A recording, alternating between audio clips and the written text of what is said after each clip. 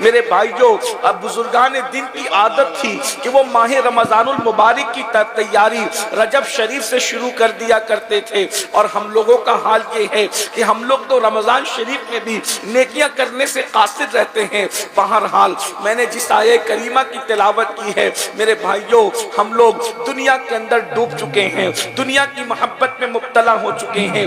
دنیا دنیا، ہائے دنیا وائے دنیا، انسان دنیا کے اندر اتنا غرق ہو چکا ہے کہ وہ اللہ کو بھول چکا ہے، وہ آخرت کو بھول چکا ہے۔ ہمارا ذہن یہ بن چکا ہے مولانا کچھ بھی کرو اللہ رحیم و کریم ہے، وہ ہمیں جنت عطا فرمائے گا۔ یہ بات یاد رکھنا کہ کچھ بھی کرو اللہ رحیم و کریم ہے، وہ جنت عطا فرمائے گا۔ یہ ہماری فکر کو شیطان نے اغوا کر لیا ہے، یہ شیطان کا مکر ہے، یہ شیطان کی چال ہے۔ میرے بھائیو، اگر کچھ بھی کرنے پر اللہ جنت دے گا تو اس آیت کا مطلب کیا ہے؟ اللہ ارشاد فرماتا ہے ان الابرار لفی نعیم وان الفجار لفی جہیم، نیکوں کو جنت دیں گے، مجرموں کو جہنم دیں گے۔ میرے بھائیو اللہ اکبر، میرا اللہ ارشاد فرماتا ہے سلام قولا من رب رحیم وامتازوا اليوم ایھا المجرمون۔ اللہ ارشاد فرماتا ہے قیامت کے دن اللہ سلام کرے گا اپنے بندوں کو، سلامتی نازل کرے گا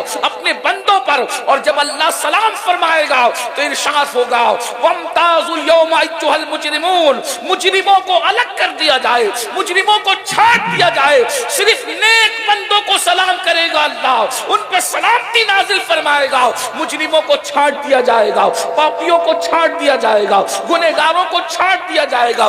میرے بھائیو بتاؤ ہم نے آخرت کی کیا تیاری کی ہے؟ ہم کسی بھی سفر پہ جاتے ہیں تیاری کرتے ہیں، یہاں سے ممبئی تک جانا ہے تیاری کرتے ہیں، یہاں سے لکھنؤ تک جانا ہے تیاری کرتے ہیں، سعودی جانا ہے تیاری اور بڑی ہو جاتی ہے۔ سفر جتنا بڑا ہے تیاری اتنی بڑی ہے۔ بتاؤ آخرت کا اتنا طویل سفر ہے، اس طویل سفر کے لیے ہم نے کیا تیاری کی ہے؟ یہاں جتنے بھائی اور بہنیں موجود ہیں میں سب کی توجہ چاہتا ہوں، اس لیے کہ ہمیں وقت پہ محفل کو مکمل بھی کرنا ہے۔ دھیان سے ایک ایک جملے کو سن لیں، اللہ کرے آپ کے دل و دماغ میں میرے جملے اتر جائیں، میرے بھی نجات کا سامان ہو، آپ کی بھی نجات کا سامان ہو۔ میرے بھائیو ذرا غور تو کریں، اتنا طویل سفر ہے، نہ جہاں دوست کام آنے والے ہیں، نہ جہاں ماں کام آنے والی ہے، نہ جہاں باپ کام آنے والا ہے، نہ جہاں بھائی کام آنے والا ہے، نہ جہاں خاندان اور قبیلہ کچھ کام نہیں آئے گا، نہ حسن کام آئے گا، نہ ڈگریاں کام آئے گی، کوئی کام نہیں آئے گا۔ میرا اللہ فرماتا ہے یا ایھا الذین آمنوا اتقوا اللہ ولتنظر نفس ما قدمت لغد، اے ایمان والو تم نے کل قیامت کے دن کے لیے کیا سرمایہ روانہ کیا ہے، کیا اعمال بھیجے ہیں، اس سلسلے میں فکر کرو، اس سلسلے میں غور کرو۔ بھائیو بتاؤ ہم نے کیا اعمال بھیجے ہیں، ہم نے کیا روانہ کیا ہے؟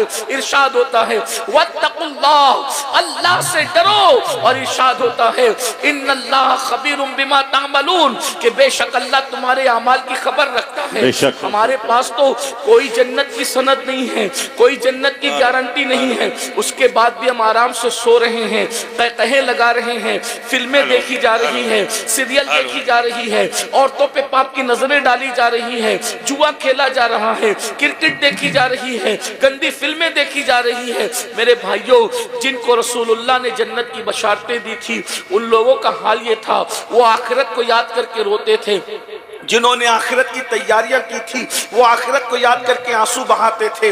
آئیے میں آغاز کرتا ہوں افضل البشر بعد الانبیاء بالتحقیق سیدنا صدیق اکبر کی۔ اللہ اللہ، کون صدیق اکبر؟ اللہ اکبر، نبی کے مصلی کا پہلا امام، رسول اللہ پر ایمان لانے والوں میں صدیق اکبر اول۔ اللہ اکبر، اندازہ فرمائے حتیٰ کہ نبی پاک جس کو اپنے ساتھ ہجرت کے لیے ساتھ لے کر کے جائیں، اللہ اللہ، اپنے اور غار ثور کے اندر رسول اللہ سے پہلے صدیق اکبر پہنچے۔ وہ صدیق اکبر جس کو جو ہے نا قدرت جس کے شان میں قرآن کی کم و بیش 22 آیتیں نازل کرے، وہ صدیق اکبر جس کی منقبت لکھنے کے لیے اللہ کے رسول حسان بن ثابت کو حکم دے، اور میرے آقا علیہ السلام فرمائے، سرکار فرماتے ہیں اگر میری پوری امت کا بلکہ اہل زمین کے ایمان کو تولا جائے، اہل زمین کے ایمان کو تولا جائے تو سب کا ایمان ایک پڑھنے میں رکھا جائے اور ابو بکر کا ایمان ایک پڑنے میں رکھا جائے تو ابو بکر کا ایمان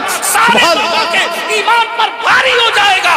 مجھے بتاؤ جس کے ایمان کا حال یہ ہے کہ بلال کا ایمان، عمار کا ایمان، اویس قرنی کا ایمان، جس کے ایمان کا ایک حصہ ہو اسے صدیق اکبر کہا جاتا ہے، اس کے باوجود بھی صدیق اکبر رضی اللہ تعالیٰ عنہ پوری رات روتے ہیں یہ سوچ کر کے اللہ قیامت کے دن تو ابو بکر سے کیا پوچھے گا اور ابو بکر تجھے کیا جواب دے. ایک دن صبح کے وقت صدیق اکبر ایک باغ کے قریب سے گزر رہے، مدینہ منورہ کے باغ کے قریب سے چڑیوں کو چہچہاتے دیکھا تو کہتے چڑیوں تم کتنی خوش نصیب ہو، تم تو ابو بکر سے زیادہ خوش نصیب. لوگوں نے کہا اے خلیفہ رسول، ان چڑیوں کو آپ اپنے سے زیادہ خوش نصیب کہتے ہیں؟ صدیق اکبر فرماتے ہیں ہاں، اس لیے کہ قیامت کے دن یہ چڑیا مٹی ہو جائے گی، ان سے اللہ حساب نہیں لے گا. لیکن ابو بکر سے اللہ حساب لے گا تو ابو بکر اللہ کو حساب کیا دے گا؟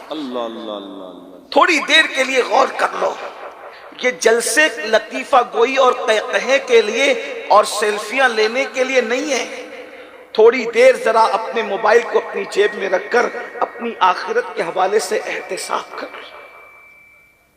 ہم سنیوں کا تو ایمان یہ ہے کہ جس طرح جنت کا ہونا یقینی ہے ویسے ابو بکر صدیق کا جنتی ہونا یقینی ہے. سبحان اللہ سبحان اللہ سبحان اللہ سبحان اللہ. بلکہ جنت پیچھے رہ گئی، مقام صدیق آگے ہو گیا.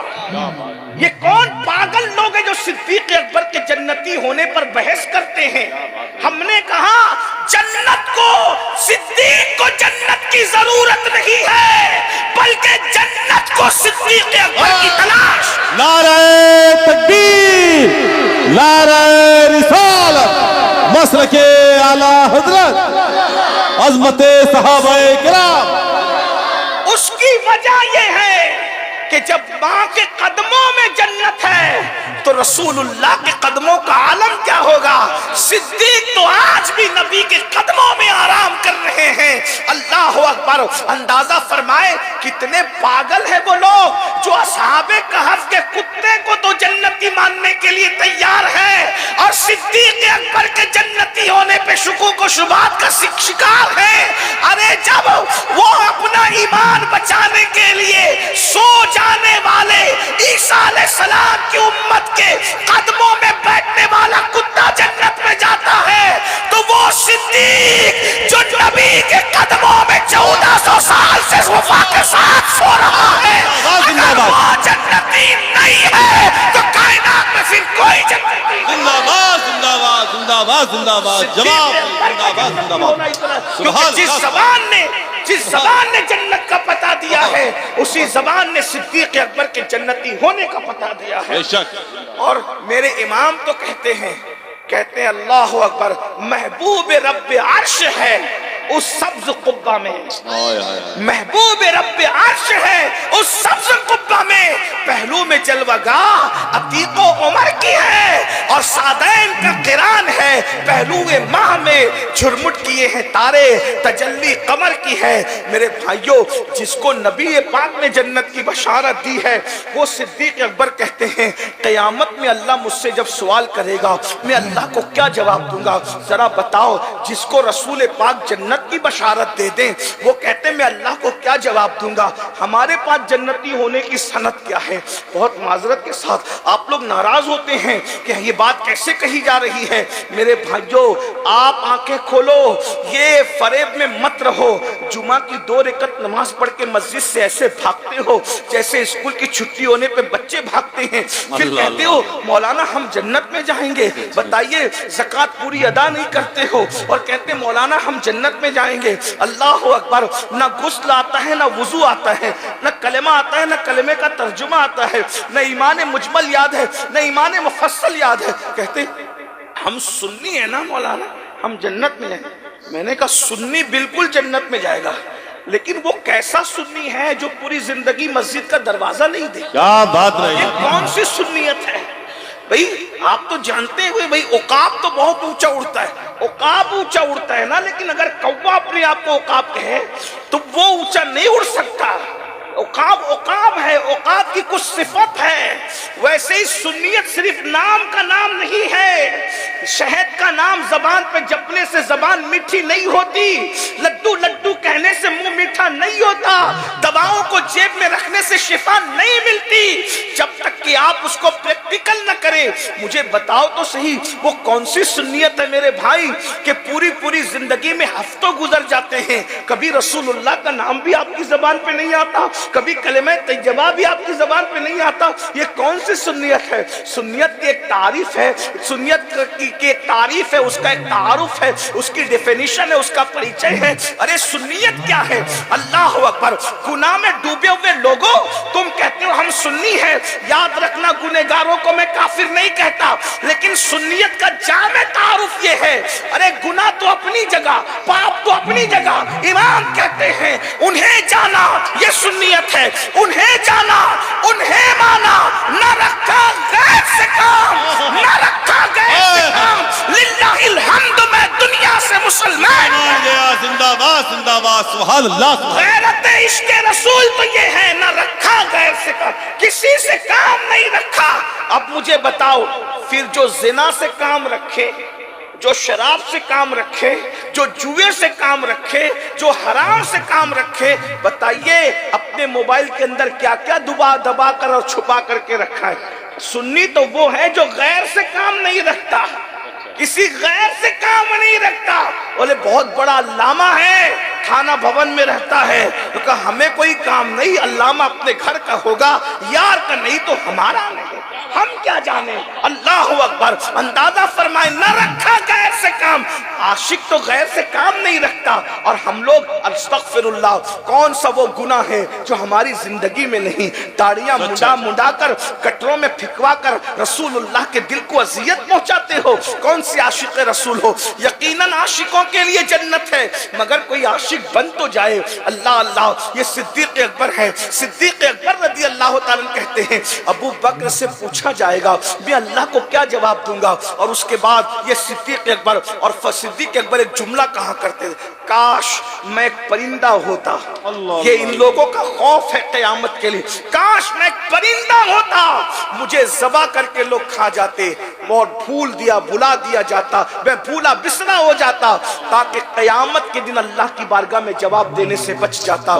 یہ صدیق اکبر آخرت کو سوچ رہے ہیں، اور فاروق اعظم ایک تنکا اٹھا کر کہتے ہیں کاش میں ایک تنکا ہوتا اور میں پیدا نہ کیا جاتا انسان کے شکل میں، تاکہ میں قیامت میں جواب دینے سے بچ جاتا۔ ایک مقام پر کہتے ہیں کاش کہ میں درخت ہوتا اور میں کاٹ دیا جاتا اور لوگ مجھے جلا کر میرا قصہ ختم کر دیتے، تاکہ اللہ کی بارگاہ میں جواب دینے سے بچ جاتا۔ بھائیو، اللہ کی بارگاہ میں جواب دینا کوئی آسان سی چیز تو نہیں ہے نا، کوئی آسان سی بات تو نہیں۔ ایک بات میں آپ کو بتاؤں، ایک حدیث رکھتا ہوں، حالانکہ ٹائم کی قلت ہے لیکن مختصر میں رکھتا ہوں، آپ کو احساس ہوگا اللہ کی بارگاہ میں جواب دینے کے تصور سے صحابہ اور اولیاء نہیں، صرف انبیاء بھی لرزہ برندہ۔ اللہ اللہ اللہ! ذرا دھیان سے سننا بہنوں کی، اگر یہاں یہ لیڈیز مدرسہ ہے، عورتوں کا بچیوں کا مدرسہ ہے، اور خواتین بھی ہوں گی، جی ہاں، ان کی بھی توجہ چاہتا ہوں۔ عورتیں بہت بے باک ہیں آج کل، یہاں کی نہیں ہے لیکن دنیا میں ایسا ہو رہا ہے کہ پردے کی کوئی پابندی نہیں، مردوں کے ساتھ فون پر لمبی لمبی گفتگو ہے، پتلے پتلے لباس ہے۔ اس دور کے لیے رسول اللہ نے فرمایا کہ میں نے ابھی تک ایسی عورتیں تو نہیں دیکھا اپنے دور میں، لیکن جہنم میں نے ایسی عورتوں کو دیکھا کہ جو کپڑا پہن کر بھی ننگی تھی، اور ان کو ننگا جہنم کے اندر لٹکایا گیا تھا۔ صحابہ اکرام نے پوچھا حضور یہ کپڑا پہن کے کوئی ننگا کیسے رہ سکتا ہے؟ تو حضور علیہ السلام فرماتے انہوں نے اتنے پتلے اور باریک لباس پہنے تھے دنیا میں کہ لباس کے بعد بھی لباس کا مقصد حل نہیں ہوتا۔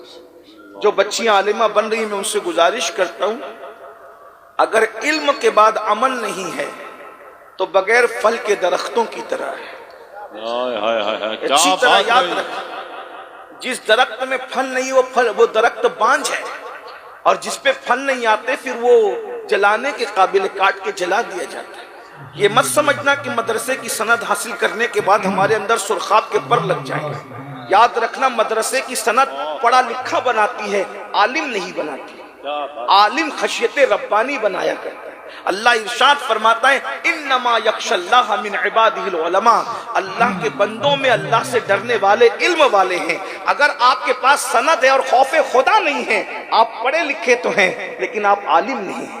عالم خدا کی نظر میں وہی ہے جس کے دل میں خشیت ربانی ہے، اور جب دل میں اللہ کا خوف آتا ہے تو قدم اللہ کی مرضی کے خلاف نہیں رکتا۔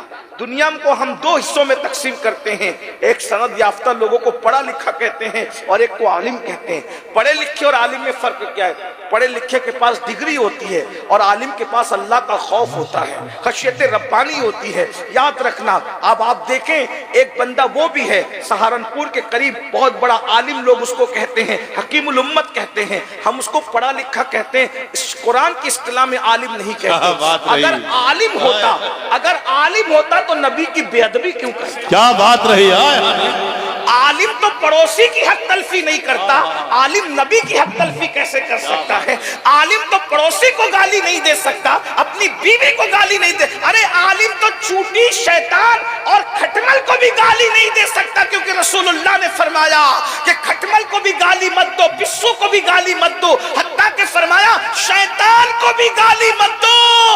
شیطان خبیث ہے مگر اس کی وجہ سے تم مومن اپنی زبان کو گندا نہ کرے، کیونکہ شیطان ہے، تم تو مومن ہو، تم تو انسان ہو، شیطان کی وجہ سے اپنی زبان کو، تو جب شیطان کو مومن گالی نہیں دیتا تو جس کے دل میں اللہ کا خوف ہے وہ نبی کو کیسے گالی دے سکتا ہے؟ دیکھو یہ پڑھے لکھے کی زبان ہے سند یافتہ کی، کہ وہ نبی کو بڑا بھائی کہہ رہا ہے، گاؤں کا چودھری کہہ رہا ہے، اور عالم جس کے دل میں اللہ کا خوف ہے اس کی بولی یہ ہے کہ تو بڑا بھیا کہہ کے نبی کو گالی دیتا ہے۔ ظالم، جب باپ بڑا بھیا نہیں ہو سکتا آدم کا بیٹا ہونے کی وجہ سے تو نبی بڑا بھیا کیسے ہو سکتا ہے؟ وہ پڑھا لکھا سند یافتہ کہہ رہا ہے بڑا بھیا گاؤں کا چودھری، اور جو عالم ہے جس کے دل میں اللہ کا خوف ہے وہ کہتا ہے بڑا بھیا چودھری نہیں، سرور کہوں کہ مالک و مولا کہوں تجھے، زندہ باد کہوں کہ مالک و مولا کہوں تجھے، باغ خلیل کا گل زیبا کہوں تجھے، ہرما نصیب ہوں تجھے امید کے کہوں، ہرما نصیب ہوں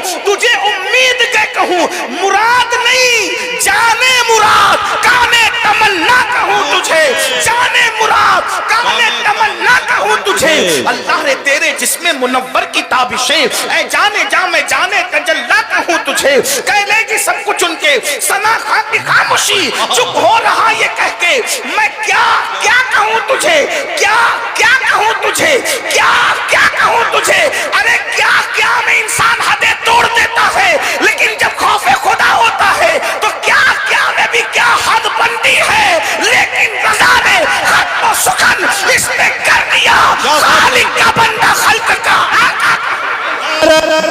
تکبیر، نعرہ رسالت، مسلک اعلی حضرت علامہ سید امین القادری صاحب کی اللہ کا خوف ہونا ضروری ہے۔ میں قوم کی بیٹیوں سے بچیوں سے کہتا ہوں کہ اپنے دل میں اللہ کا خوف اور خشیت ایسے پیدا کرو کہ لوگ یہ کہیں کہ اپنی بہو بنانا ہے تو کسی عالمہ کو بنائیں گے، کیونکہ یہ ساس کی حق تلفی نہیں کرتی، یہ دیورانیوں کی حق تلفی نہیں کرتی، یہ جٹھانیوں کی حق تلفی نہیں کرتی، یہ بچوں کے حقوق ادا کرتی ہے، بچوں کو کی اچھی تربیت کرتی ہے۔ میری بہنوں، میں آپ سے توجہ چاہتا ہوں، یاد رکھنا اللہ کا خوف ضروری ہے، خدا کی خشیت ضروری ہے، بات دور نہ نکل جائے۔ میں اپنے عنوان کی طرف آ جاتا ہوں۔ میرے آقا صلی اللہ علیہ وآلہ وسلم کے پیارے دیوانوں، دیکھو اللہ کو جواب دینے کا تصور کیا ہے۔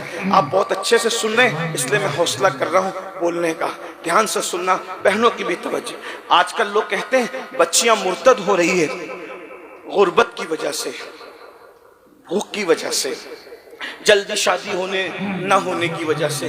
میں کہتا ہوں یہ سب چیزیں نہیں ہیں، تربیت کا فقدان ہے، علم کا فقدان ہے، اس لیے ایسا ہو رہا ہے، ورنہ آج جتنی غربت ہے اس سے زیادہ غربت پہلے تھی۔ اور میں کس کی غربت کا ذکر کروں، سب کو چھوڑو، کائنات کا سب سے مالدار سب سے بڑا انسان دولت کے اعتبار سے جو ہے وہ ہمارے عقیدے میں اللہ کے رسول علیہ السلام کی ذات ہے. ان سے پہلے نہ اتنا مالدار کوئی ہوا نہ ان کے بعد اب قیامت تک کوئی ہو سکتا ہے. اس کی دلیل میرے امام کتنے خوبصورت انداز میں کہیں، کیونکہ غوث و خواجہ و رضا آپ نے کانفرنس رکھی ہے تو میں چونکہ میرا عنوان ہے اصلاح معاشرہ ہی، میں چاہتا ہوں کہ اپنی قوم کو کچھ بات دے کر کے اپنی بھی اصلاح کروں اور ساتھ جو ٹاپک آپ نے دیا اس کو بھی ساتھ ساتھ لے لوں. امام کہتے ہیں نبی کتنے مالدار ہے، کہتے ہیں کریم ایسا ملا کہ جس کے، نبی کتنے مالدار ہیں، کریم ایسا ملا کہ جس کے کھلے ہیں ہاتھ اور بھرے خزانے، خزانے بھرے ہوئے ان کے. کریم ایسا ملا کہ جس کے کھلے ہیں ہاتھ اور بھرے خزانے، بتاؤ اے مفلسوں کے پھر کیوں تمہارا دل اضطراب میں. اور ایک مقام پر فرماتے ہیں مالک کونین ہے. توجہ ہے آپ کی، موبائل والے بھائیوں آپ کی توجہ ہے. ہاں بیان ریکارڈ ہو رہا ہے، آپ کو بعد میں مل جائے گا. آپ جب ریکارڈ کرتے ہیں تو پوری توجہ ریکارڈنگ کی طرف ہوتی ہے، تقریر کی طرف نہیں ہوتی. آپ میں سے اکثر لوگ سن رہے ہیں ماشاءاللہ. میں بات آگے بڑھاؤں نا. امام کیا کہہ رہے ہیں؟ کہتے ہیں اللہ اکبر، مالک کونین ہے کو پاس کچھ رکھتے نہیں.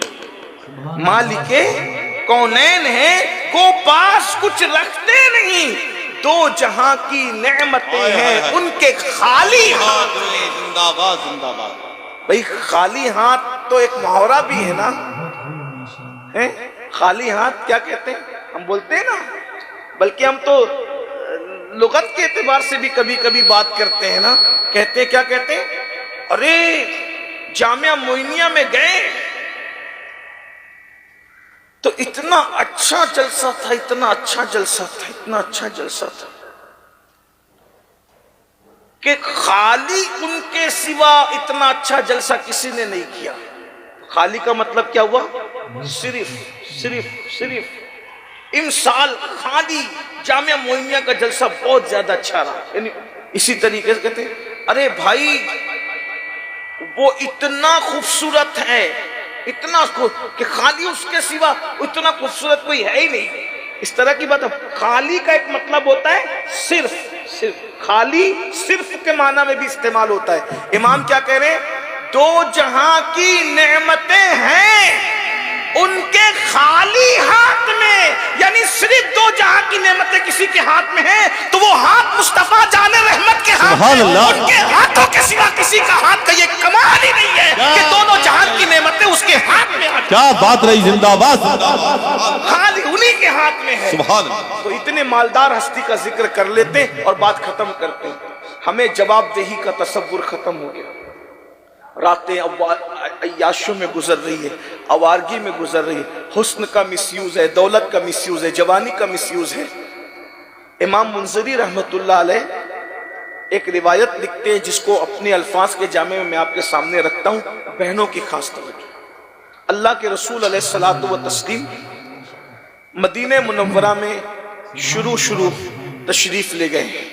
ابتدائی ایام ہے اللہ کے رسول صلی اللہ علیہ وآلہ وسلم کے مدینہ منورہ. ابتدائی سے مراد یعنی 2-4 سال ہو چکے ہیں، بالکل ابتدا کی بات نہیں.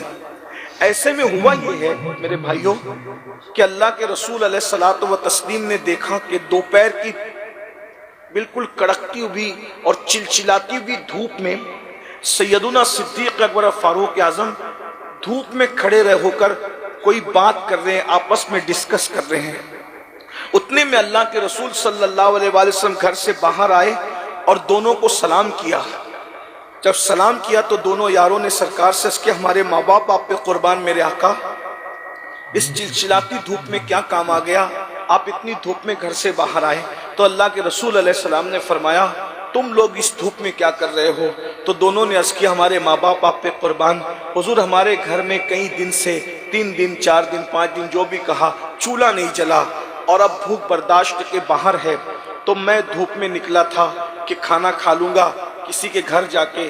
تو بھائی عمر بھی مل گئے اور ان کا بھی یہی دکھ ہے کہ ان کے گھر میں بھی کئی دن سے چولہا نہیں جلا. تو چاہتے تھے کہ کسی کے گھر جا کے کھائیں. حضور ہمیں بھوک باہر لائی ہے لیکن حضور آپ کس وجہ سے باہر آئے ہیں؟ تو میرے آقا علیہ السلام نے فرمایا جو بھوک تمہیں باہر لائی ہے وہی بھوک اللہ کے رسول کو بھی باہر لائی ہیں۔ 1 مہینہ ہو گیا ہے میرے گھر میں چولہا نہیں جلا۔ یہ اللہ کے رسول کے گھر کا، دنیا کا سب سے مالدار انسان، سب سے مالدار ہستی، آقا فرماتے میرے گھر میں 1 مہینہ ہوا چولہا نہیں جلا۔ اب بھوک جو ہے شدت کی ہے، تو میں نے چاہا کسی صحابی کو شرف بخشوں تاکہ ان کے گھر جا کے کھانا کھایا جائے۔ صحابہ کی آنکھوں میں آنسو تھے، دونوں یاروں کی آنکھوں میں۔ ایک صحابی کے باغ میں گئے، ان کو پتا چلا کہ حضور علیہ السلام کو بھوک لگی ہے۔ اللہ کے رسول کے سامنے انہوں نے کھجوریں رکھی اور کہا حضور انتظار کریں، میں ابھی بکری کا سالن بناتا ہوں۔ بکری ذبح کی، گوشت تیار کیا، کھانا بنایا، کھانا لا کے سامنے رکھا۔ اللہ کے رسول کبھی کھانے کو دیکھتے ہیں، کبھی میزبان کا چہرہ دیکھتے ہیں، کبھی کھانے کو دیکھتے ہیں، کبھی میزبان کا چہرہ دیکھتے ہیں۔ میزبان نے کہا حضور نوش فرمائے، حضور یا رسول اللہ تناول فرمائے، حضور ملاحظہ فرمائے۔ میرے آقا علیہ السلام نے فرمایا کہ جتنے دن سے میں بھوکا ہوں اتنے ہی دن سے میری بیٹی فاطمہ بھی بھوکی ہے۔ کھانا دیکھ کر مجھے میری بیٹی فاطمہ کی یاد آ گئی ہے کہ فاطمہ کو بھوک لگی ہوگی اور میں کھا لوں۔ اگر آپ اجازت دیں تو میں بیٹی فاطمہ کے گھر کھانا پہنچا دوں۔ اور اس کے بعد پھر کیا ہوا، انہوں نے کہا یا رسول اللہ ہم بھی آپ کے ہیں اور یہ کھانا بھی آپ کا ہے، حضور آپ جس کو چاہیں عطا کر دیں۔ حضور علیہ السلام نے روٹی لی اور چند بوٹیاں اس پہ رکھی، اور رکھنے کے بعد صحابہ سے فرمایا لے جاؤ اور میری بیٹی فاطمہ کو یہ کھانا پیش کرو کہ تمہارے بابا کھا رہے ہیں، اب تم بھی کھا لو۔ اس اتنے میں اللہ کے رسول نے کھانا کھا لیا۔ اب دھیان سے سننا، غور سے سننا، 1 مہینے کے بعد اللہ کے رسول علیہ السلام نے 1 مہینے کے بعد گوشت کا سالن اور جو کی روٹی تازہ کھانا کھایا، اور جب کھانے سے اللہ کے رسول فارغ ہوئے تو حضور رو پڑے۔ جب بھوک لگی تھی تب آنکھ میں آنسو نہیں تھے، جب 1 مہینے سے چولہا نہیں جلا تھا تب آنکھ میں آنسو نہیں تھے۔ اب اللہ کے رسول صلی اللہ علیہ وآلہ وسلم کھانا کھانے کے بعد رو رہے ہیں۔ صحابہ کرام نے پوچھا یا رسول اللہ کیوں رو رہے ہیں، رونے کی وجہ کیا ہے؟ تو کون میرے بھائیوں، کون؟ امام منذری لکھ رہے ہیں، حدیث پاک ہے، شافعی یوم النشور، مالک جنت، مالک کونین، جس کے اشارے ابرو پر ہم جیسے پاپی اور مجرموں کو بخشا جائے گا، جس کا فرمان ہے شفاعتی لأہل الکبائر من امتی، ہمارا عقیدہ ہے فقط اتنا سبب ہے انعقاد بزم محشر کا کہ ان کی شان محبوبی دکھائی جانے والی ہے۔ پیٹ بھر کے رسول اللہ نے کھانا کھایا، بلکہ پیٹ بھر کے تو میری زبان سے نکلا، اللہ کے رسول نے کھانا کھایا، اور کھانا کھانے کے بعد اللہ کے رسول کی آنکھوں میں آنسو تھے۔ صحابہ نے پوچھا حضور کیوں رو رہے ہیں؟ تو میرے آقا فرماتے ہیں اتنا لذیذ کھانا میں نے کھایا ہے، توجہ، اتنا لذیذ کھانا میں نے کھایا ہے، مجھے قیامت کا منظر یاد آ گیا کہ اس کھانے کا حساب اگر قیامت کے دن اللہ مجھ سے لے گا تو میں اللہ کو کیا جواب دوں گا۔ حالانکہ حضور کا حساب نہیں ہونا ہے، لیکن یہ تعلیم امت کے لیے، ان کی شان بتانے کے لیے تو محشر ہوگا، ان کے بارے میں پوچھنے کی، ان کی وفا کے بارے میں پوچھنے کے لیے تو محشر ہوگا۔ میرے بھائیوں مگر اللہ کے رسول 1 مہینے کے بعد گوشت کا سالن اور جو کی روٹی کھا رہے ہیں، تو فرماتے ہیں کہ اللہ اگر اس کھانے کے بارے میں مجھ سے پوچھے گا تو میں کیا جواب دوں گا۔ یہ سید العالمین تعلیم امت کے لیے، ہم تو ایک دن میں 4 بار پیٹ بھر کے کھاتے ہیں بھائی، آپ مجھے بتائیں ہم اللہ کو کیا جواب دیں؟ اور وہ بھی کھا کے پاپ کر رہے ہیں، کھا کے جرائم کر رہے ہیں، کھا کے گناہ کر رہے ہیں، اور اس کے بعد کیا سوچتے ہیں؟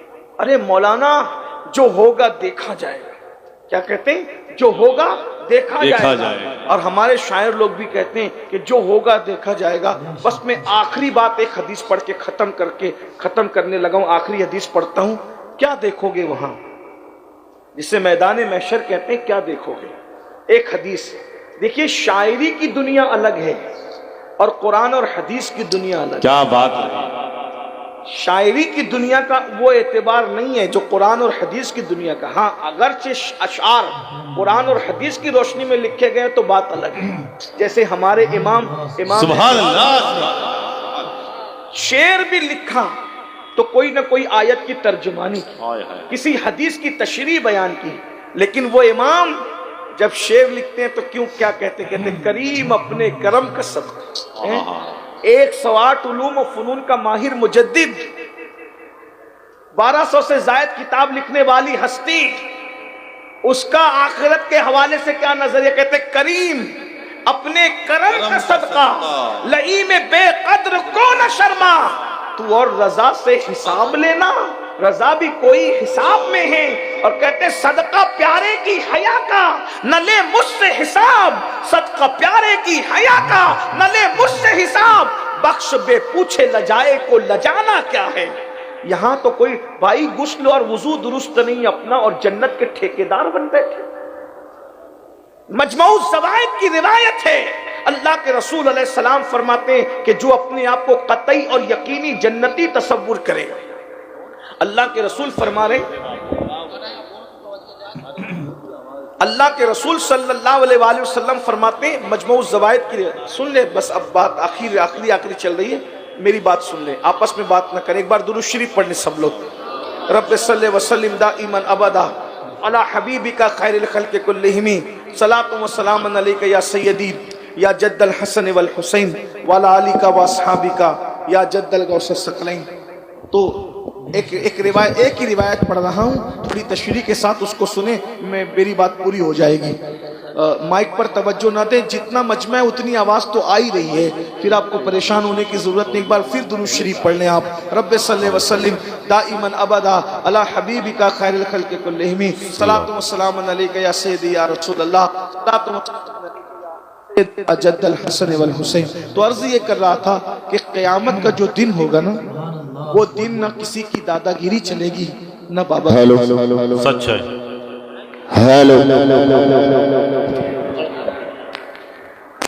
اب کیا ٹھیک کر رہے ہو، بیان ختم ہونے کا وقت ہو گیا ہے. درود شریف پڑھیے. اللہم صلی علی سیدنا شفیعنا مولانا وزد و بارک علی سیدنا مولانا محمد معدن الجود والکرم وآلہ وصحبہ صلاۃ و سلام علیک یا رسول اللہ صلی اللہ علیہ وآلہ وسلم. جو قیامت کا دن ہے، اس دن اللہ غیرت والا فرماتا ہے فَيَغْفِرُ مَن يَشَاءُ، جس کو چاہیں گے بخشیں. دھیان دینا، جس کو چاہیں گے بخشیں. اب یہاں نام نہیں کہ امین القادری کو بخشیں گے، فلاں کو بخشیں گے، نام نہیں. روزی کا وعدہ سب سے ہے، مغفرت کا وعدہ سب سے نہیں. چند خوش نصیب ہے جن سے مغفرت کا وعدہ ہے، باقی کسی سے مغفرت کا وعدہ نہیں. جس روزی کا وعدہ ہے اس کے لیے ہم منتیں مانگتے ہیں، جو روزی ملنا ہی ہے. اور جس مغفرت کا وعدہ نہیں ہے اس کے لیے کوئی محنت نہیں ہے. جس روزی کا وعدہ ہے اس روزی کو کمانے کے لیے سعودی تک جانا چاہیے، دبئی تک جانے، ممبئی تک جانے، کلکتہ تک جانے، دلی تک جانے. جس روزی کا وعدہ اس کے لیے اتنا لمبا سفر ہے. اور جس مغفرت کا وعدہ نہیں ہے اس کے لیے گھر سے اٹھ کے مسجد تک بھی نہیں جا رہے ہیں، اتنے چند قدم کا سفر بھی نہیں طے کر رہے ہیں. حالانکہ روزی ملنا ہے، ضرور ملنا ہے. روزی تو کتے کو، سور کو، چٹی کو، پرندے کو، چرندے کو، درندے کو، کافر کو، مومن کو، فرعون کو تک آخری دم تک روزی دی گئی ہے. تو اللہ ہمیں نہیں دے گا تو پھر کس کو دے گا؟ روزی کا وعدہ سب سے ہے، مغفرت کا وعدہ سب سے نہیں ہے. اس لیے مغفرت کے لیے ہم محنت نہیں کر رہے ہیں. اللہ کے بندو ذرا سوچو، مولائے کائنات جن کے بیٹے جنتی جوانوں کے سردار ہیں، جن کی بیوی جنتی عورتوں کی سردار ہے، جو خود سردار عرب کہلائے، اللہ کے رسول علیہ السلام نے انہیں دو جہاں کا سردار قرار دیا. اللہ اکبر. وہ مولائے کائنات اپنی آخرت کو یاد کر کے ایسے روتے تھے. راوی بیان کرتا ہے کہ جیسے سانپ کا ڈسا ہوا تڑپ تڑپ کر بلک بلک کے روتا ہے، مغفرت کی دعا کرتے ہوئے میں نے مولا علی کو ایسے روتے ہوئے دیکھا ہے. جو حدیث پڑھنا چاہ رہا تھا سن لے، بیچ میں بات مائک کی وجہ سے ادھر ادھر ہو گئی. ایک حدیث سن لیں کہ قیامت کیا ہے. بہت ٹھنڈے بیٹھے ہیں، سکون سے بیٹھے ہیں، فلمیں دیکھ رہے ہیں، سیریل دیکھ رہے ہیں، اور پتہ کون سا گناہ ہے، جوا کھیل رہے ہیں. حدیث پاک میں آیا ہے کہ جو جوا کھیلے گا قیامت کے دن اس کا ہاتھ سور کے خون میں رنگا ہوا ہوگا. खिंजीर के खून में, सूअर के खून में। अभी उलमाए किराम आते तो मुसाफे का कितना शौक है, जलसे में तो उलमा रहते हैं, मैशर में रसूलुल्लाह होंगे और नबी अपने उम्मतियों से मुसाफा करेंगे। बताओ अगर कीचड़ में हाथ भरा है तो तुम आलिम से मुसाफा कर सकते हो? नहीं। और सूअर के खून में हाथ रंगा होगा तो कयामत के दिन अपने नबी से मुसाफा कर सकोगे? ये जो मोबाइल के अंदर 3 पत्ती गेम है, ये जो मोबाइल के अंदर जुआ है, डिजिटल जो जुआ खेलते हो घरों में बैठ के, कोई ना देखे, कोई ना देखे, अल्लाह तो देख रहा है, कोई ना देखे, रसूलुल्लाह तो अल्लाह की अता से देख रहे हैं। याद रखना मेरे भाई, यहाँ जो कुछ धींगा मस्ती कर रहे हो कर लो, लेकिन अल्लाह को धोखा नहीं दे सकते, अल्लाह के रसूल को धोखा नहीं दे सकते। क़यामत का मंजर आखिरी हदीस की रोशनी में दिल के कानों से सुन लें। एक दिन सैयदुना फारूक आज़म हज़रत काब अहबार से कहते हैं, ए काब, मुझे ऐसी बात सुनाओ, ऐसी रिवायत सुनाओ जिससे मेरे दिल में अल्लाह का खौफ और ज्यादा बढ़ जाए, खौफ खुदा में इजाफा हो। अब हज़रत फारूक आज़म पहले ही अल्लाह से इतना डरते थे कि मुसलसल रोने की वजह से आपके चेहरे पर आंसुओं का निशान पड़ा हुआ था। और फारूक, अच्छा आज कुछ लोग मजाक उड़ा, जब अल्लाह के खौफ पे कोई तकरीर करता है तो कुछ लोग मजाक उड़ाते हैं कि ये लोग क्या कौम को डराते हैं, क्या रसूलुल्लाह शाफ़ी यौमुन नुशूर नहीं, क्या अल्लाह रहीम व करीम नहीं, कौम को इतना मत डराओ, कौम को मायूस मत करो। मेरे भाई, फारूक आज़म पहले अल्लाह से इतना डरते हैं कि रोने की वजह से चेहरे पे आंसुओं का निशान पड़ा है। और अब हजरत काब जो ताबई हैं और जो तौरात, इंजील और ज़बूर के आलिम हैं, उनको कह रहे कि मुझे ऐसी बातें सुनाओ जिससे मेरे दिल में अल्लाह का डर मजीद पैदा हो।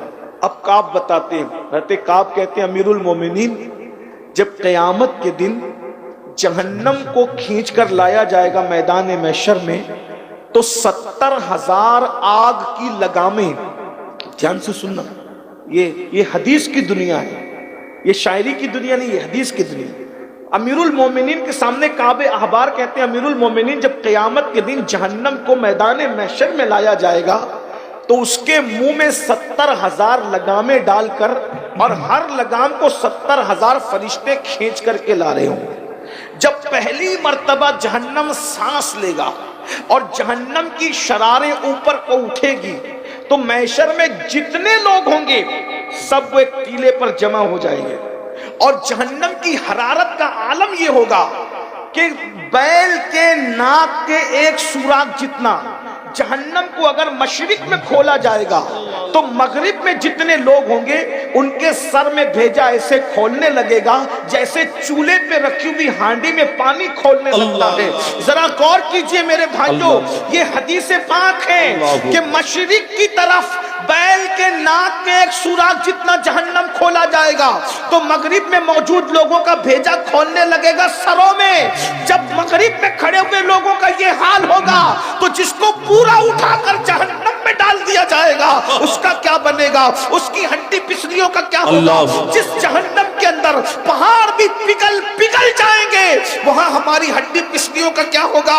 और सुन लो, तुम्हारे मेरे सच्चे रसूल ने फरमाया कि जो जानबूझकर नमाजों को तर्क करते हैं, नमाजों को छोड़ते हैं, उनको जहन्नम के अंदर वादिये हबहब में डाला जाएगा, वादिये लमलम में डाला जाएगा। ये वादिये हबहब और वादिये लमलम इतनी खतरनाक वादी है कि जहन्नम भी एक दिन में 36 मरतबा इस वादी से पनाह मांगता।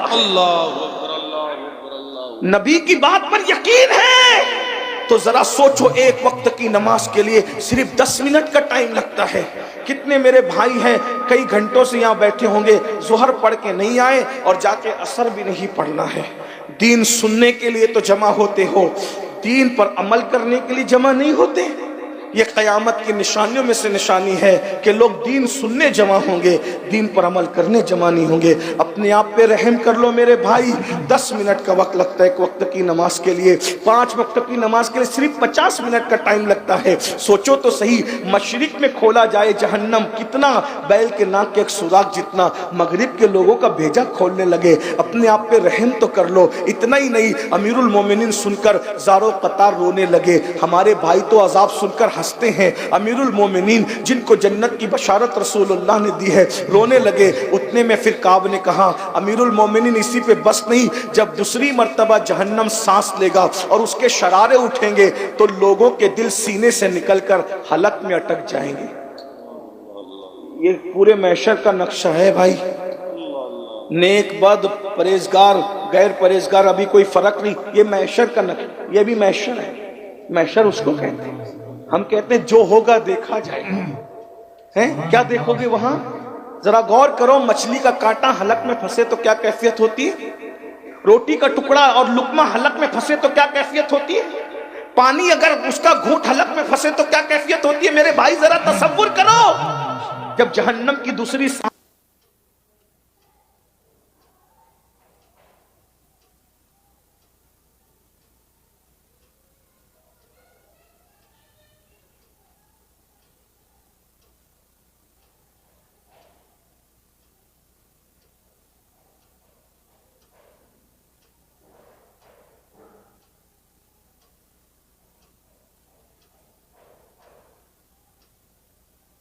بے شک بے شک، سبحان اللہ۔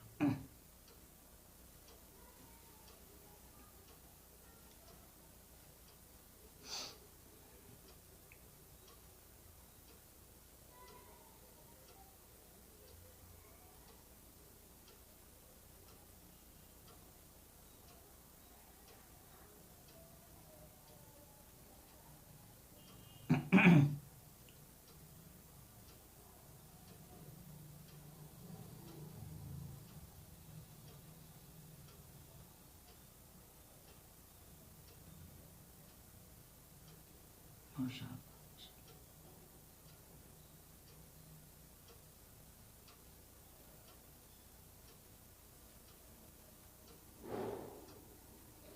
بے شک بے شک بے شک بے شک بے شک بے شک۔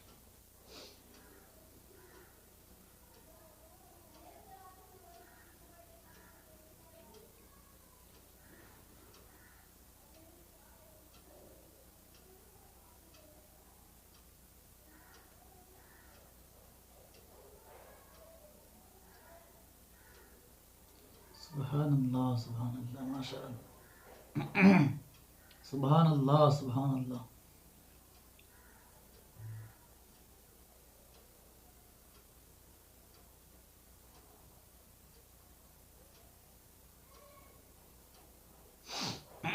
بہت خوب، ماشاء اللہ ماشاء اللہ۔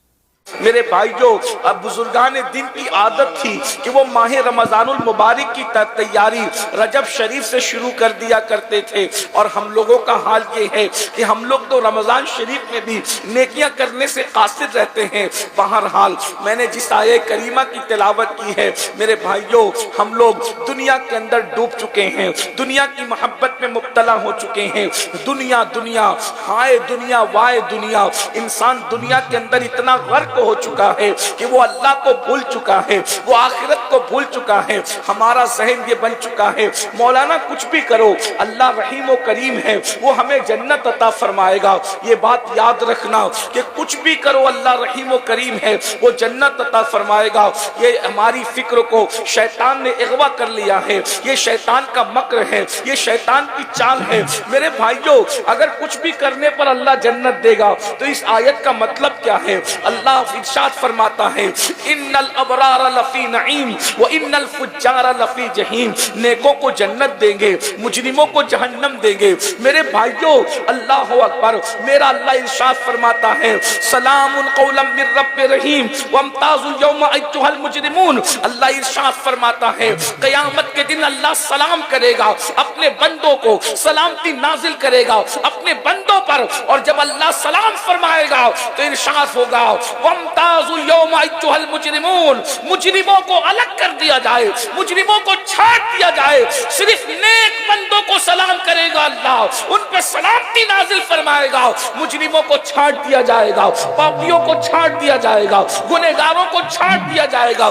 میرے بھائیو بتاؤ ہم نے آخرت کی کیا تیاری کی ہے؟ ہم کسی بھی سفر پہ جاتے ہیں تیاری کرتے ہیں، یہاں سے ممبئی تک جانا ہے تیاری کرتے ہیں، یہاں یہاں سے لکھنؤ تک جانا ہے، تیاری کرتے ہیں، سعودی جانا ہے، تیاری اور بڑی ہو جاتی ہے، سفر جتنا بڑا ہے تیاری اتنی بڑی ہے۔ بتاؤ آخرت کا اتنا طویل سفر ہے، اس طویل سفر کے لیے ہم نے کیا تیاری کی ہے؟ یہاں جتنے بھائی اور بہنیں موجود ہیں میں سب کی توجہ چاہتا ہوں، اس لیے کہ ہمیں وقت پہ محفل کو مکمل بھی کرنا ہے۔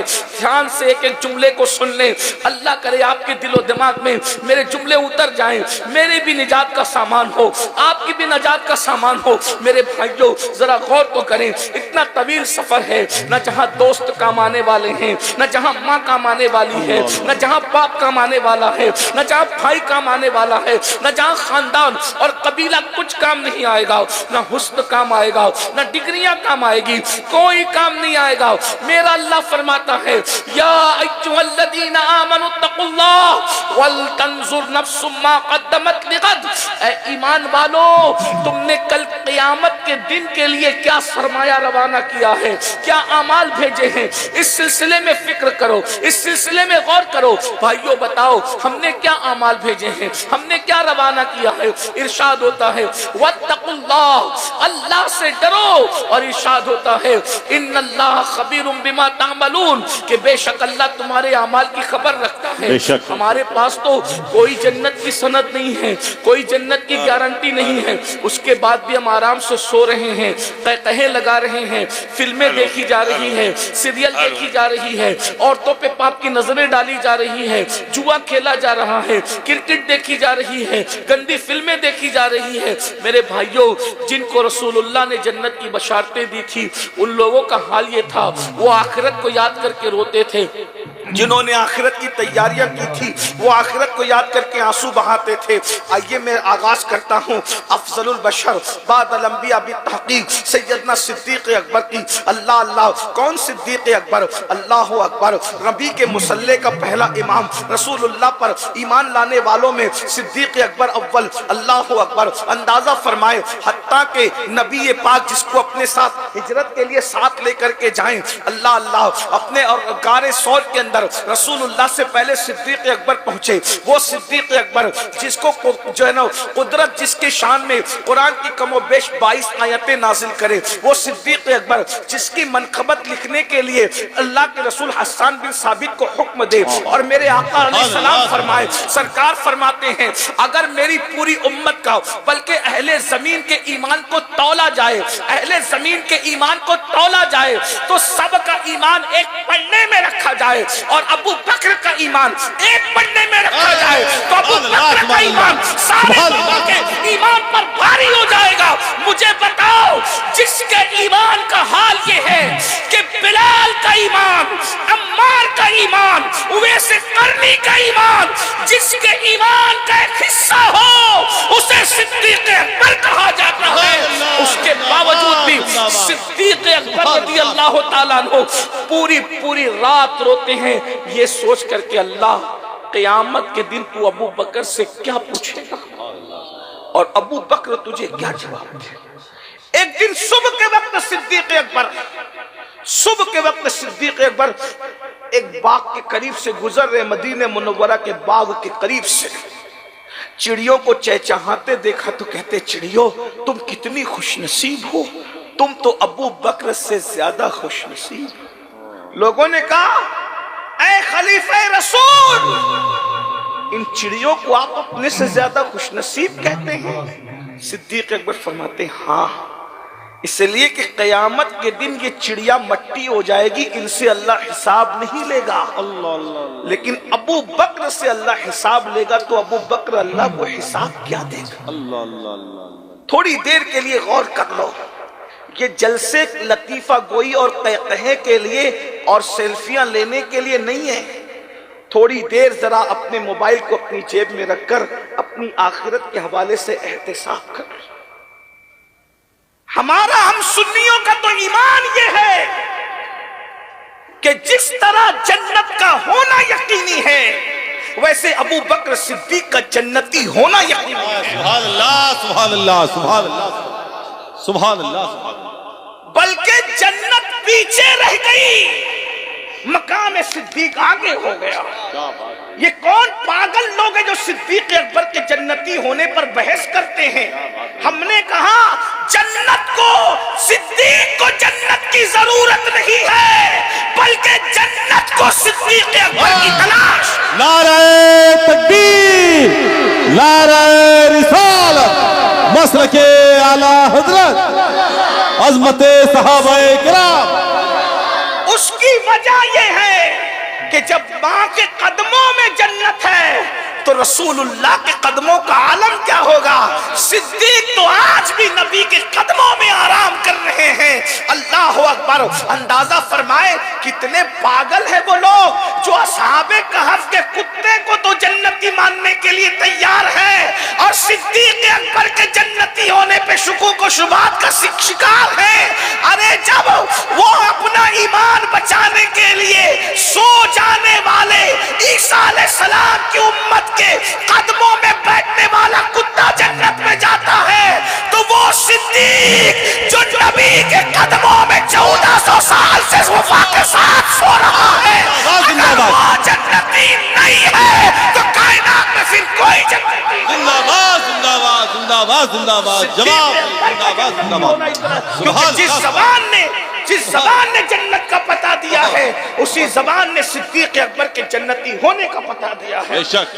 اور میرے امام تو کہتے ہیں اللہ اکبر، محبوب رب عرش ہے اس سبز قبہ میں، محبوب رب عرش ہے اس سبز قبہ میں، پہلو میں جلوہ گاہ عتیق و عمر کی ہے اور سعدین کا قران ہے، پہلو ماہ میں جھرمٹ کیے ہیں تارے، تجلی قمر کی ہے۔ میرے بھائیوں، جس کو نبی پاک نے جنت کی بشارت دی ہے وہ صدیق اکبر کہتے ہیں قیامت میں اللہ مجھ سے جب سوال کرے گا میں اللہ کو کیا جواب دوں گا؟ ذرا بتاؤ، جس کو رسول پاک جنت کی بشارت دے دیں وہ کہتے ہیں میں اللہ کو کیا جواب دوں گا؟ ہمارے پاس جنتی ہونے کی سند کیا ہے؟ بہت معذرت کے ساتھ آپ لوگ ناراض ہوتے ہیں کہ یہ بات کیسے کہی جا رہی ہے۔ میرے بھائیوں، آپ آنکھیں کھولو، یہ فریب میں مت رہو۔ جمعہ کی 2 رکعت نماز پڑھ کے مسجد سے ایسے بھاگتے ہو جیسے اسکول کی چھٹی ہونے پہ بچے بھاگتے ہیں، پھر کہتے ہو مولانا ہم جنت میں جائیں گے۔ بتائیے، زکوٰۃ پوری ادا نہیں کرتے ہو اور کہتے مولانا ہم جنت میں جائیں گے۔ اللہ اکبر! نہ غسل آتا ہے، نہ وضو آتا ہے، نہ کلمہ آتا ہے، نہ کلمے کا ترجمہ آتا ہے، نہ ایمان مجمل یاد ہے، نہ ایمان مفصل یاد ہے، کہتے ہم سنی ہیں نا مولانا، ہم جنت میں جائیں گے۔ میں نے کہا سنی بالکل جنت میں جائے گا، لیکن وہ کیسا سنی ہے جو پوری زندگی مسجد کا دروازہ نہیں دے؟ کیا بات رہی؟ یہ کون سی سنیت ہے بھئی؟ آپ تو جانتے ہوئے بھئی عقاب تو بہت اونچا اڑتا ہے، عقاب اونچا اڑتا ہے نا، لیکن اگر کوا اپنے آپ کو عقاب کہے تو وہ اونچا نہیں اڑ سکتا۔ عقاب عقاب ہے، عقاب کی کچھ صفت ہے۔ ویسے ہی سنیت صرف نام کا نام نہیں ہے، شہد کا نام زبان پہ جپنے سے زبان میٹھی نہیں ہوتی، لڈو لڈو کہنے سے منہ میٹھا نہیں ہوتا، دواؤں کو جیب میں رکھنے سے شفا نہیں ملتی جب تک کہ آپ اس کو پریکٹیکل نہ کریں۔ مجھے بتاؤ تو صحیح وہ کون سی سنیت ہے میرے بھائی کہ پوری زندگی میں ہفتوں گزر جاتے ہیں، کبھی رسول اللہ کا نام بھی آپ کی زبان پہ نہیں آتا، کبھی کلمہ طیبہ بھی آپ کی زبان پہ نہیں آتا۔ یہ کون سی سنیت ہے؟ سنیت کی ایک تعریف ہے، سنیت کی ایک تعریف ہے، اس کا ایک تعارف ہے، اس کی ڈیفینیشن ہے، اس کا پریچے ہے۔ ارے سنیت کیا ہے؟ اللہ اکبر! گناہ میں ڈوبے ہوئے لوگوں، تم کہتے ہو ہم سنی ہیں، یاد رکھنا گنہگاروں کو میں کافر نہیں کہتا، لیکن سنیت کا جامع تعارف یہ ہے۔ ارے گناہ تو اپنی جگہ، پاپ تو اپنی جگہ، امام کہتے ہیں انہیں جانا یہ سنیت ہے، انہیں جانا انہیں مانا، نہ رکھا غیر سے کام، نہ رکھا غیر سے کام۔ للہ الحمد میں دنیا سے مسلمان زندہ باد، زندہ باد، سبحان اللہ۔ غیرت عشق رسول تو یہ ہے، نہ رکھا غیر سے کام، کسی سے کام نہیں رکھا۔ اب مجھے بتاؤ، پھر جو زنا سے کام رکھے، جو شراب سے کام رکھے، جو جوئے سے کام رکھے، جو حرام سے کام رکھے، بتائیے اپنے موبائل کے اندر کیا کیا دبا دبا کر اور چھپا کر کے رکھا ہے۔ سنی تو وہ ہے جو غیر سے کام نہیں رکھتا، کسی غیر سے کام نہیں رکھتا۔ بولے بہت بڑا علامہ ہے، थाना भवन में रहता है, तो कहा हमें कोई काम नहीं, अल्लामा अपने घर का होगा, यार का नहीं तो हमारा नहीं, हम क्या जाने। अल्लाह अकबर। अंदाजा फरमाए न रखा गैर से काम, आशिक तो गैर से काम नहीं रखता। और हम लोग अस्तगफिरुल्लाह, कौन सा वो गुनाह है जो हमारी जिंदगी में नहीं। दाढ़ियां मुंडा कर कटरों में फिकवा कर रसूलुल्लाह के दिल को अजियत पहुंचाते हो। कौन सी आशिक रसूल हो। यकीनन आशिकों के लिए जन्नत है, मगर कोई आशिक बन तो जाए। अल्लाह अल्लाह, ये सिद्दीक अकबर है। सिद्दीक अकबर रज़ी अल्लाह ताला अन्हु कहते हैं, अबू बकर से पूछा जाएगा, मैं अल्लाह को क्या जवाब दूंगा। और उसके बाद ये सिद्दीक अकबर और सिद्दीक अकबर एक जुमला कहा करते थे, काश मैं एक परिंदा होता। ये इन लोगों का खौफ है क़यामत के लिए। काश मैं एक परिंदा होता, मुझे ज़बा करके लोग खा जाते और भूल दिया भुला दिया जाता, मैं भूला बिसरा हो जाता, ताकि क़यामत के दिन अल्लाह की बारगाह में जवाब देने से बच जाता। ये सिद्दीक अकबर आखिरत को सोच रहे हैं। और फारूक आजम एक तिनका उठा कर कहते हैं, काश मैं एक तिनका होता और मैं पैदा न किया जाता इंसान के शक्ल में, ताकि मैं क़यामत में जवाब देने से बच जाता। एक मकाम पर कहते हैं, काश कि मैं दरख्त होता और मैं काट दिया जाता और लोग मुझे जलाकर मेरा किस्सा खत्म कर देते, ताकि अल्लाह की बारगाह में जवाब देने से बच जाता। भाइयों, अल्लाह की बारगाह में जवाब देना कोई आसान सी चीज तो नहीं है ना, कोई आसान सी बात नहीं। एक बात मैं आपको बताऊं, एक हदीस रखता हूं, हालांकि टाइम की किल्लत है लेकिन मुख्तसर में रखता हूं। आपको एहसास होगा अल्लाह की बारगाह में जवाब देने के तसव्वुर से सहाबा और औलिया नहीं, सिर्फ अंबिया भी लर्जा बरंदा। अल्लाह अल्लाह अल्लाह। जरा ध्यान से सुनना बहनों की, अगर यहाँ ये लेडीज मदरसा है, औरतों का बच्चियों का मदरसा है और खवातीन भी होंगी, जी हाँ, उनकी भी तवज्जो चाहता हूँ।